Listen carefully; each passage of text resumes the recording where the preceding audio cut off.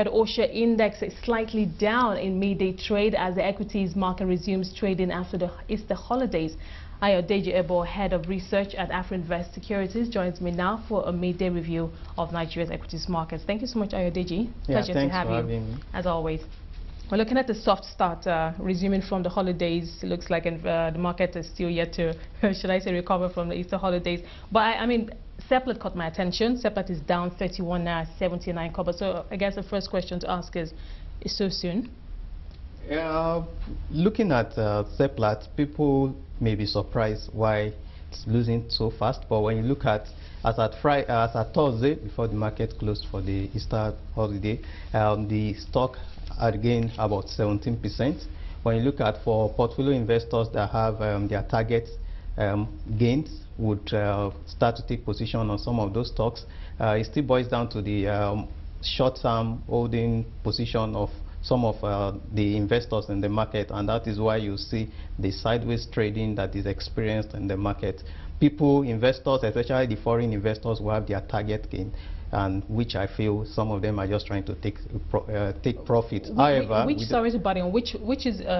more of the issue here? Is it mainly a let's take profit at a certain percentage target, perhaps 15 or 17%, or there's so much volatility in the market? Let's be on the safe side. In our view, looking at Seplat, we feel even at the current price, it's still undervalued based on our assessment and valuation of the company. So we have tried to just pinpoint or to trace the sudden decline experienced this morning, about 30-something naira decline down. So to people having their target loss, because when you look at 70% is substantial. For if you gain 70% on a particular stock, it doesn't matter. People prefer to let me take my profits, which I'm sure, rather than keeping book profits. Okay, let's move on. I mean, we had a raft of earnings last week, particularly from the banks. Numbers are not too great, but to what extent do you think this is going to shape investor sentiment towards bank stocks for this week? Yeah, 2014, as we already know that it's going to be a challenging year for some of these banks based on the CBN's policies, which has reduced their ability to lend as a result of the hike on CRR, both private and public sector funds. So, but we expect, we will notice, looking at the full year result, a lot of the banks have been trying to grow their loan books so that they can increase the income to cover up for the lost income from the CRR gap. So we expect that even if the gross earnings, which was like 5 of the banks have not been very impressive, some even experienced a decline, which is anticipated, so it's not a surprise, but we expect them to key into the CBN financial inclusion policy, trying to drive their deposits so that they can be able to capture more of the unbanked population so that they can increase their deposit and increase their ability to lend. While we also expect some of those banks to increase their capital base such that they will have more funds to lend. So when you look at this together, we expect that they should be able to weather the storm and they're able to, at the end of the year, we'll see that at least the numbers don't look, like you said, close positive, even if it's not double digit. We're looking at single digit growth in PA, both top and bottom line. Okay, let's talk about the Federal Open Market Committee meeting of the US Fed. That's next week. Yes, that's next week. That's 29th. 29th. That's the key. I mean, at least foreign investors will be keeping their eye on that. Now, I mean, for our own markets, is that going to cause any nervousness, and are we going to see foreign investors sitting on the fence? With the drastic outflow that was experienced in February and March, we expect what foreign investors will be doing now is just to slow down and try to look at watch what the FOMC meeting, the last talk of Janet Yellen, which assured that they may likely not continue they may not taper in their next meeting based on looking at the figures in the economy. So we expect that this coming meeting, they may try to just slow down. With the past about 30 billion has been reduced, so which is currently at 55 million. They may want to just see how the lagging effect of the consistent decline in tapering. So do you think that won't be a major headwind? I don't think it will. I don't think for now it won't be a major, but they may not go in and invest. They may not be bullish, but they may just try to hold on and watch till next week before they take position. Okay, let's hear your outlook for trading this week. I mean, bank stocks, I'm looking at 3 bank stocks already down, UBA, GT, and Sterling. Is this going to be a trend we'll see for the rest of the week in terms of we don't expect we expect this to be short-lived. Investors, the market will continue to trade sideways.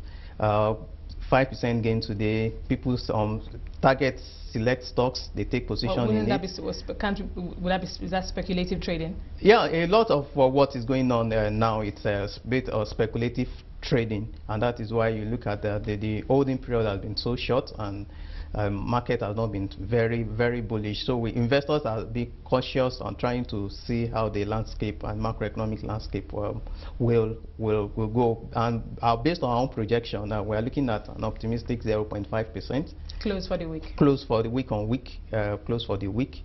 But we expect at Q1 2014 earnings may drive some of these stocks. Those are very positive earnings may still drive some of these stocks.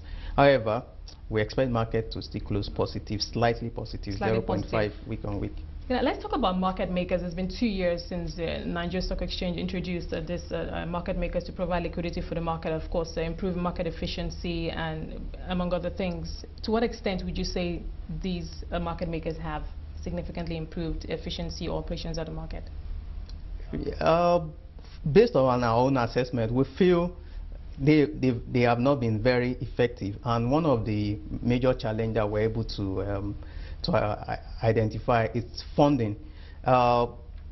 Most of the firms that have been appointed, we need capital before they can be able to I thought that was provided. Yeah, when you look at the interest, they need to be able to look at the value at risk, what they can lose, looking at the dynamics of the market.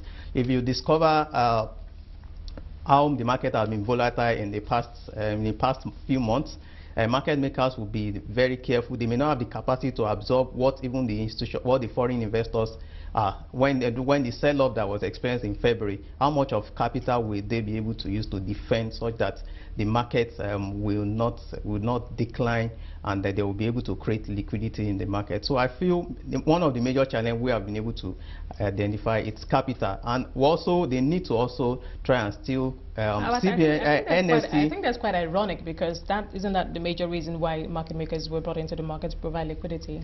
They are to provide liquidity, you are right, but this capital, it's what is the cost of fund? How do they pay back this capital? So they need to also be careful. Most of the firms are still trying to get back on their feet based on the crisis that they suffered in 2008. So most of them, when they look at their value at risk, they have little capital to toy with. So they are always very careful, even if you are mandating them to quote on a daily basis. So what I feel they do is to quote the minimum units that they are asked to do, so that they don't still violate based on the rules that set them up. Okay, so I mean, how can this situation be improved? Is it is it something the NSE can wait to intervene and help improve, or they just have to ride the storm or the volatility in the market and wait for things to get better? Yeah, the NSE should still try to sensitize the market makers on what they can do to improve the market. Also, funding, if they can get single-digit rates funding for them, it will also reduce, it will also increase their capacity to trade and take positions. When you look at even the basket needs to be reviewed. There are some of the stocks that fundamentally, you know that the companies are not doing fine, and you don't expect any company to come and take the risk with the capital which you know that you are the one that is going to pay back. Okay.